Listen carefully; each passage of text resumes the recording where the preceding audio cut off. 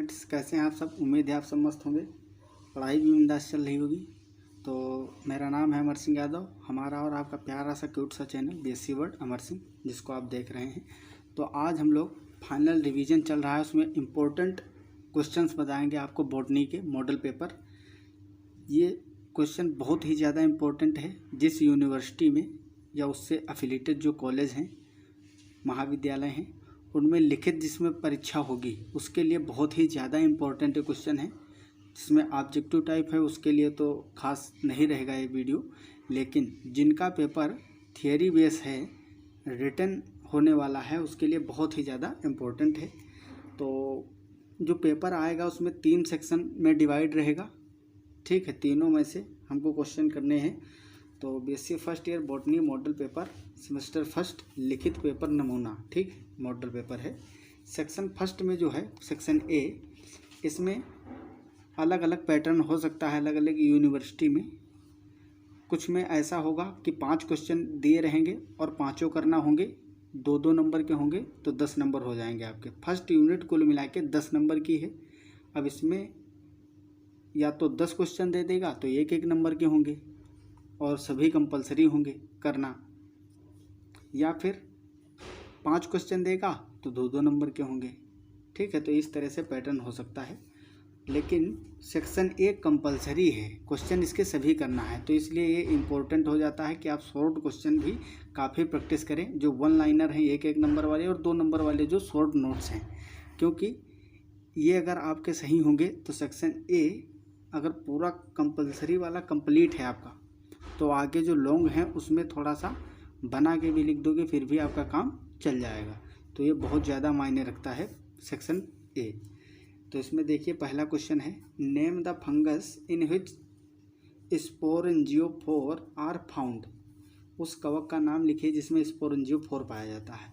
तो mainly sporangiophore सभी fungi में नहीं पाया जाता है, ठीक है। फंजाई का जो यूनिक कैरेक्टर होता है वो होता है फ्रूटिंग बॉडी, ठीक है। सभी फंजाई फ्रूटिंग बॉडी बनाते हैं, लेकिन इसमें स्पोरेंजियोफोर भी बनता है जिसके अंदर स्पोरेंजिया लगे होते हैं, उसके अंदर स्पोर बनते हैं। तो ये किस में पाया जाता है ये आपको बताना है। अगला क्वेश्चन है, व्हाट इज स्पॉन। स्पॉन क्या होता है, इसको डिफाइन करना है। 1 नंबर में है तो केवल इसकी डिफिनेशन लिख देना है। डिफाइन बैक्टीरियोफाज, जीवाणुभोजी को परिभाषित कीजिए कि जीवाणुभोजी क्या होते हैं। अब इसमें 1 नंबर में पूछा है तो सीधा मेन पॉइंट लिखेंगे कि बैक्टीरियोफाज ऐसे वायरस होते हैं जो बैक्टीरिया पे एक्शन करते हैं और बैक्टीरिया को किल कर देते हैं, ठीक। कुछ एंजाइम सिक्रेट करते हैं जिससे बैक्टीरिया की जो सेल वॉल होती है लाइसेंस हो जाता है, उसका अंदर घुस जाते हैं बैक्टीरिया के सेल के, और उसमें मल्टीप्लिकेशन करते हैं, बहुत सारे बैक्टीरियोफाज बनाते हैं। और इसकी डिस्कवरी के बारे में लिख देंगे, बहुत काफ़ी है। Name a disease caused by Cercospora. Cercospora से होने वाली एक बीमारी का नाम लिखिए। ये भी काफ़ी इंपॉर्टेंट क्वेश्चन है। अब आपको पता ही होगा कि सार्कोस्पोरा, जैसे कि हमारे यहाँ जनरली जो लौकी कद्दू बोए जाते हैं उनमें जो पत्ते होते हैं उन पे वाइट पाउडरी आ जाता है, ठीक, पाउडर आ जाता है, जैसे उसको पाउडरी मिल्ड्यू भी बोलते हैं। वो भी सार्कोस्पोरा से, बहुत सारे ऐसे कोकोरबिट्स वगैरह हैं उसमें कॉज होता है। तो बहुत सारी बीमारियाँ हैं सार्कोस्पोरा की, आपको एक आध पता ही होंगी, तो एक लिख देना है। नेम 2 नाइट्रोजन फिक्सिंग बैक्टीरिया, या एक नाइट्रोजन फिक्सिंग बैक्टीरिया का नाम पूछा जा सकता है। अब नाइट्रोजन फिक्सिंग बैक्टीरिया पूछा है, इसमें ये नहीं पूछा free living nitrogen fixing bacteria या सिम्बायोटिक नाइट्रोजन फिक्सिंग बैक्टीरिया। तो इसमें कोई भी लिख सकते हो, फ्री लिविंग हो या कैसा हो, सिम्बायोटिक हो, दोनों में से कोई भी बैक्टीरिया आपको जो पता है नाम उसका लिख देंगे। इसमें बहुत सारे एग्जांपल, जैसे राइजोबियम आता है। कौन होता है राइजोबियम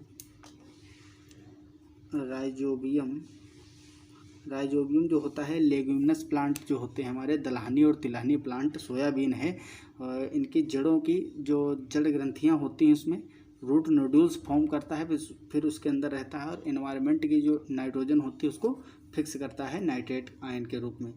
और कौन से होते हैं, नाइट्रोबैक्टर है, क्या है, नाइट्रोबैक्टर, नाइट्रोसोमोनास, ये बहुत सारे बैक्टीरिया हैं, फ्रेंकिया, ठीक है, बिजेरिंकिया, ये सारे बैक्टीरिया हैं जो नाइट्रोजन को फिक्स करते हैं।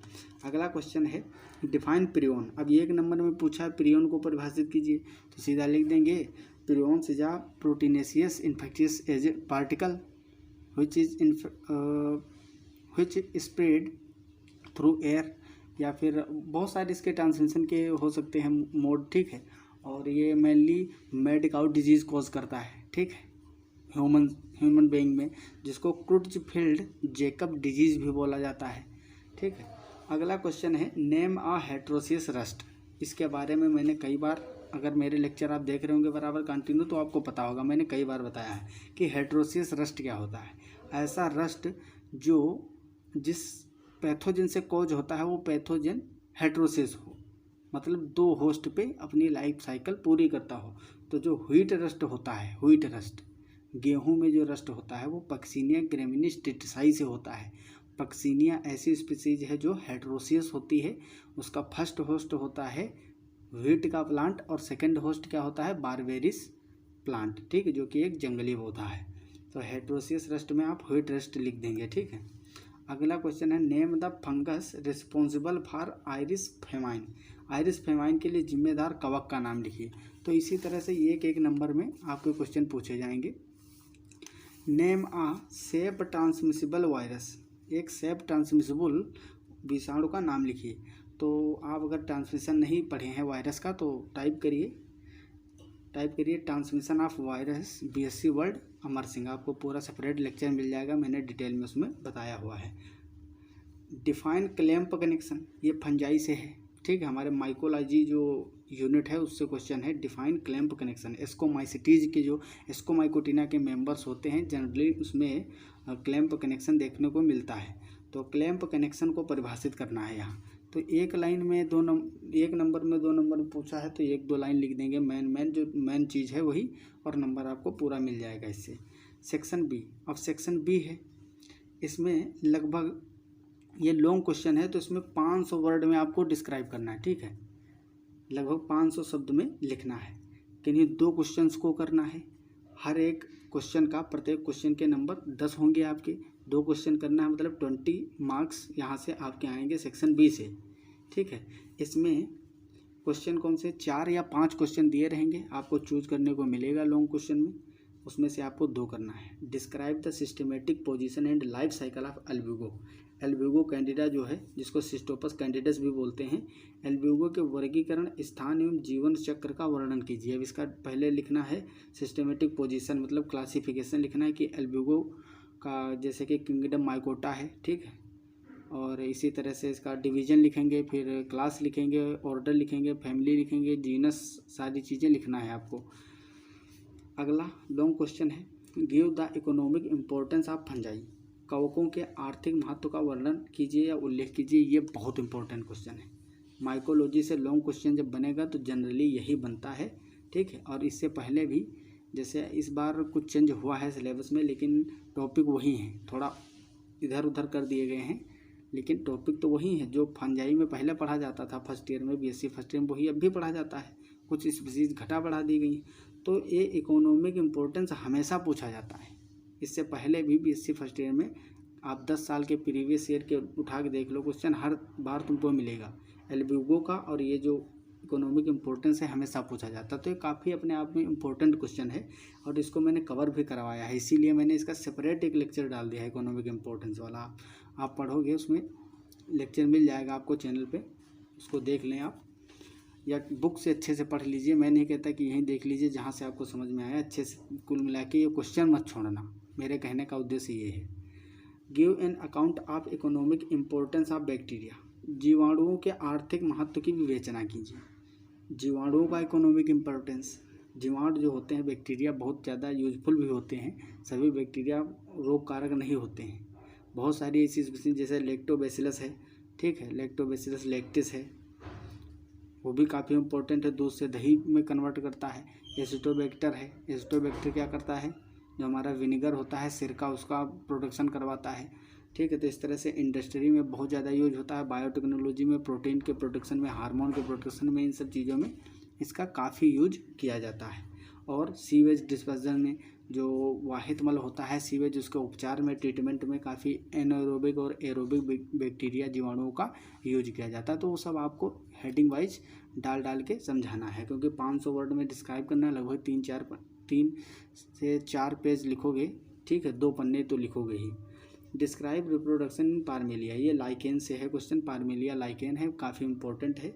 पारमेलिया से 2 क्वेश्चन पूछे जा सकते हैं, पारमेलिया का जन्म मतलब रिप्रोडक्शन, या फिर इसका लाइफ साइकिल जो होता है, और स्ट्रक्चर मॉर्फोलॉजी के बारे में पूछा जा सकता है, तो ये भी काफ़ी इंपॉर्टेंट है।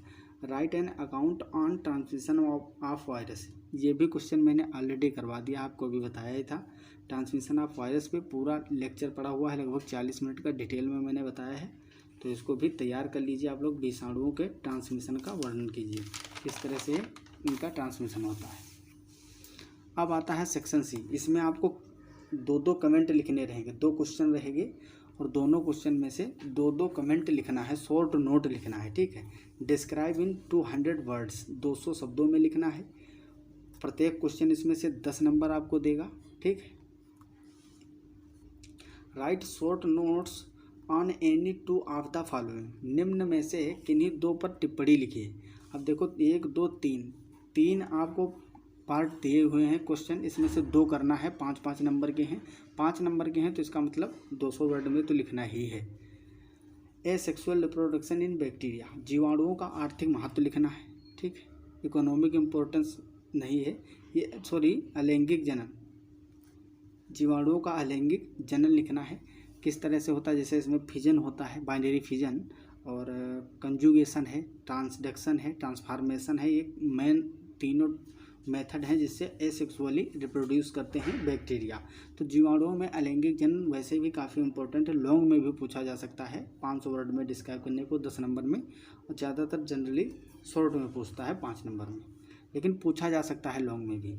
General structure of lichen, lichen की सामान्य संरचना क्या होती है, इसमें बहुत सारे टाइप होते हैं, फोलियोज होता है, फोलिकोज होता है, ठीक है, इस तरह से, तो उनको पढ़ के जाना है डिटेल में। अगर आप लोगों को ये क्वेश्चन नहीं मिल रहे हैं, बुक नहीं है, बुक में नहीं ढूंढ पा रहे हो, तो आप लोग कमेंट बॉक्स में ज़रूर लिख देना, तो मैं सारे क्वेश्चन आपको जल्दी से जल्दी करवा दूंगा एग्ज़ाम से पहले, क्योंकि एग्ज़ाम के लिए समय बहुत कम है। स्ट्रक्चर ऑफ TMB वायरस, ठीक है, TMB वायरस जो है, इसकी संरचना के बारे में ये लॉन्ग भी क्वेश्चन आ सकता है और शॉर्ट भी कमेंट लिखने को पूछा जा सकता है। तो जैसे कि मैंने ये क्वेश्चन भी करवा रखा है ऑलरेडी, आपको मिल जाएगा चैनल पे। अब उसमें से 2 हो गए, अब लास्ट जो क्वेश्चन ये है, इसमें से भी 2 करना है, 5-5 नंबर के 2 होंगे, 10 और 10 इससे पहले वाले क्वेश्चन में, 20 इस सेक्शन सी से हो जाएंगे नंबर, और 20 नंबर का आपका होगा सेक्शन बी से, और फर्स्ट सेक्शन 10 नंबर का था, तो इस तरह से 50 नंबर का हो जाए।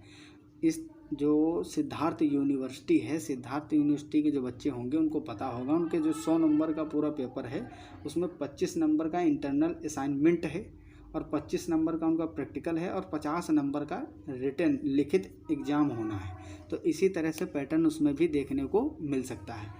फर्स्ट क्वेश्चन इसमें फर्स्ट है, जिसपे शॉर्ट नोट लिखना है, इसीडिया के बारे में बताना है। इसीडिया किसमें बनता है, सब फंजाई से हैं, स्पोर का नाम लिखा है।